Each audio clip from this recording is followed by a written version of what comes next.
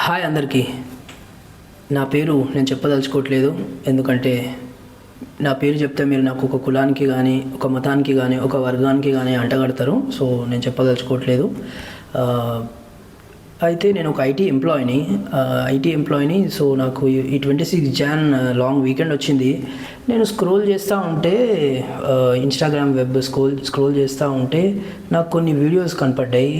సరే అని ఇంకా స్క్రోల్ చేస్తూ ఉంటే ఒక వీడియో వచ్చింది. మన రేణు దేశాయ్ మేడంది ఒక వీడియో వచ్చింది. ఎందుకో మేడం చాలా గట్టిగా అరుస్తుంది. సరే ఏందిరా అని ఇంకా సర్చ్లోకి వెళ్తే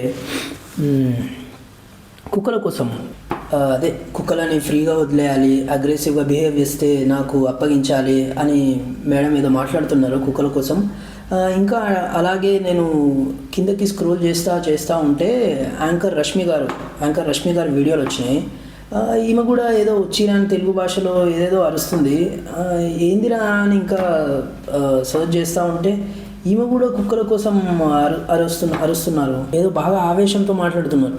ఏందిరా ఇది ఇట్లా మాట్లాడుతున్నారు ఇద్దరు అని చూస్తే కుక్కల కోసం మాట్లాడుతున్నారు. ఏమనంటే కుక్కల్ని ఫ్రీగా వదిలేయాలని. అయితే నాకు అనిపించింది, ఎంతోమందిని కుక్కలు అరుస్తుంటాయి, చిన్నపిల్లల్ని చంపేస్తుంటాయి, ఈ లోకంలో అన్ఎంప్లాయ్మెంట్ ఉంటుంది. లోకం నాకు ఎందుకులేండి, మన దేశం కూడా ఎందుకు. మన తెలుగు స్టేట్స్లో చూసుకుంటే రోడ్లు బాగుండవు, యాక్సిడెంట్లు అవుతూ ఉంటాయి, ఇంకా అన్ఎంప్లాయ్మెంట్ చాలా ఉంటుంది. వీటి కోసం మాట్లాడారా మీరు? ఈ కుక్కలు కావాలా మీకు? అయితే నాకు ఏమర్థమైందంటే వీళ్ళు కుక్కల కోసం గొంతు చించుకుంటున్నారు. కానీ మేడం, నాకు ఒకటి అనుకుంటున్నా మీకు. మీరు ఏసీలో పుట్టినారు, ఏసీ కార్లలో తిరుగుతారు. ఒకసారి మీరు బయటకు వస్తే పబ్లిక్ బాధలేందో మీకు అర్థమవుతాయి మేడం. ఒక పని చేయండి, మీరు అనాథ ఆశ్రమాలలాగా, ఓల్డ్ ఏజ్ హోమ్స్ లాగా మీరు కుక్కల ఆశ్రమం పెట్టి నడిపేయండి. మనుషుల మీద లేదండి మీకు ప్రేమ, లేకపోతే నాలాంటి వాళ్ళని ఏదైనా దత్తత తీసుకోండి. అమ్మ అనుకుంటూ మీ వెనకలనే ఉంటాం, కిరాణా షాప్ పోమంటే కిరాణా షాప్ పోతాం, అంతా మీ వెనకలనే ఉంటాం. అట్లనే ఇంకా కిందికి స్క్రోల్ చేసుకుంటూ పోతుంటే ఒక ఆయన వీడియో చూసిన. ఆయన పేరు గుర్తుకొస్తలేదు, చూసిన. ఒక్క నిమిషం.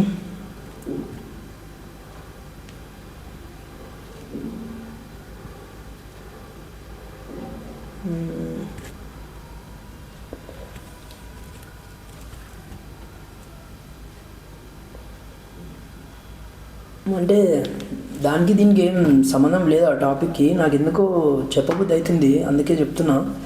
ఆయన పేరు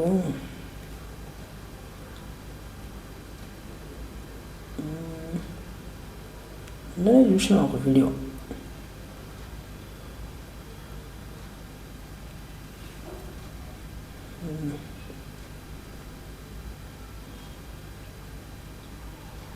లేకపోతే మా ఫ్రెండ్కి ఒకసారి ఫోన్ చేస్తా.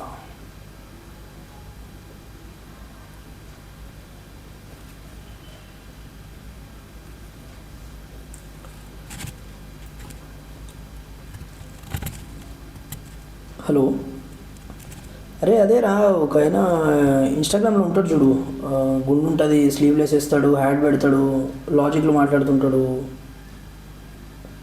గరికపాటి కాదు, ఆయన కూడా కాదు. అదే అమ్మాయిలతో తిరుగుతుంటాడు, అబ్రాడ్లో ఉంటాడు. చూడు ఒకసారి కనుక్కో, నాకు మళ్ళీ చెయ్యి. సరే,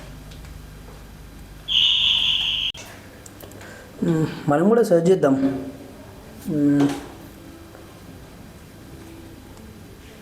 ఉపయోగం ఉండదురా, ఎందుకంటే మనం పెట్టే వీడియోస్ రీచ్ లేదా అంటే రీచ్ ఉంది కదా, మనం పెట్టే వీడియోస్ కి. నాకు రమాబాయిని చూస్తే ఏమనిపిస్తుంది తెలుసా? చిన్నప్పుడు స్కూల్లో ఉంటారు చూడు చిన్న పిల్లలు, ఇట్లా క్లాస్లో అందరు కలిసి ఆయన కొడుతూ ఉంటారు, ఏడిపిస్తూ ఉంటారు. ఆయన పోయి మమ్మీని తీసుకొచ్చి స్కూల్లో చెప్తూ ఉంటాడు. అట్లా ఉంటుంది. ఏదైనా ఎక్స్ట్రీమ్ ఉంటుంది మనకి. ఏ సాడ్ అయినా హ్యాపీ అయినా ఏమని చెప్పాలనుకున్నా ఇదంతా ఎక్స్ట్రీమే ఉంటుంది. చిన్న పిల్లలాగా అనిపిస్తుంది నాకు. సరేలే, మనం అవుట్ ఆఫ్ ద కాంటెస్ట్ పోతున్నాం. నేను ఎక్కుదాం.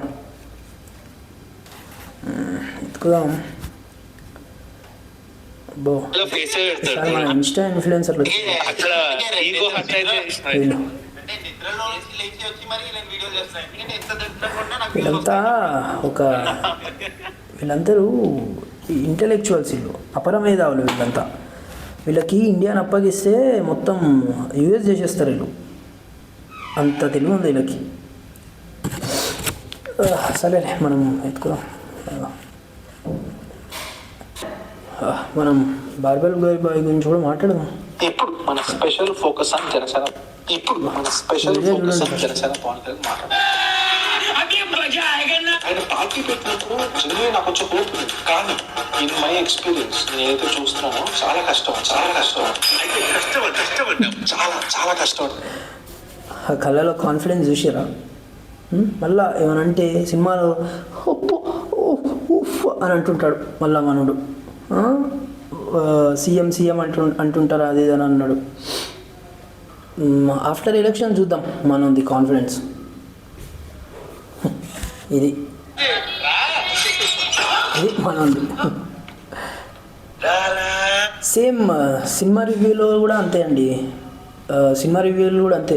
ఫస్ట్ రివ్యూ చెప్తాడు, బాయ్కి ఏం తెలియదు అని బాయ్కే తెలియదు. ఏంది ఇదంతా?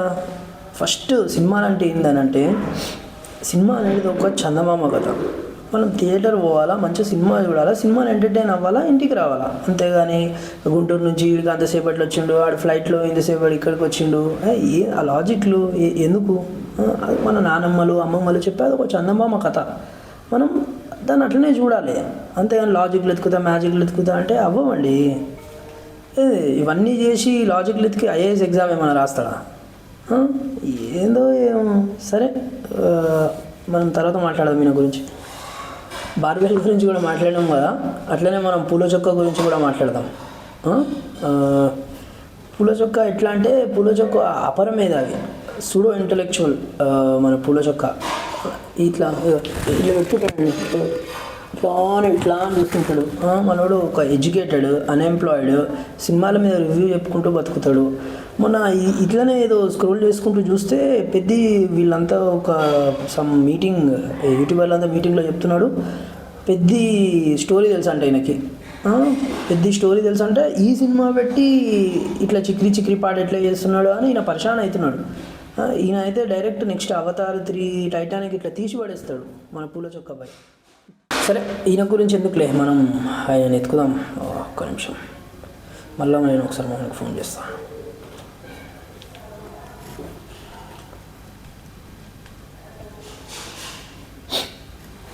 హలో, దొరికిందారా? అరే అదేరా, అమ్మాయిలతో తిరుగుతుంటాడు, అబ్రాడ్లో ఉంటాడు. అరే అవును, ఒక పవన్ స్టార్తో కూడా ఒక చిన్న వీడియో తీసినాడు. పవన్ స్టారా, మియా ఖలీఫా అనుకుంటా ఆమె పేరు. నీకే తెలవాలి పవన్ స్టార్ల గురించి. మియా మాల్కోవా కాదు, కొంచెం శృతి హాసన్ లాగా ఉంటుంది. శృతి హాసన్ లాగా ఉంటుంది చూడు. Okay, Danny Daniels, correct Danny Daniels. సరే ఒక్క నిమిషం, నువ్వు కనుక్కో నాకు చెప్పు.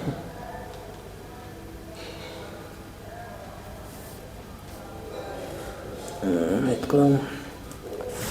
డానీ డానియల్స్ మన వీడియో కూడా తీసిండు.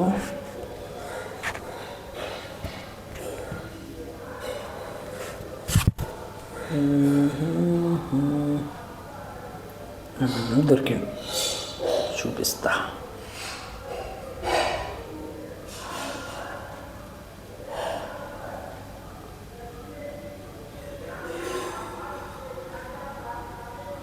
ఈ వీడియో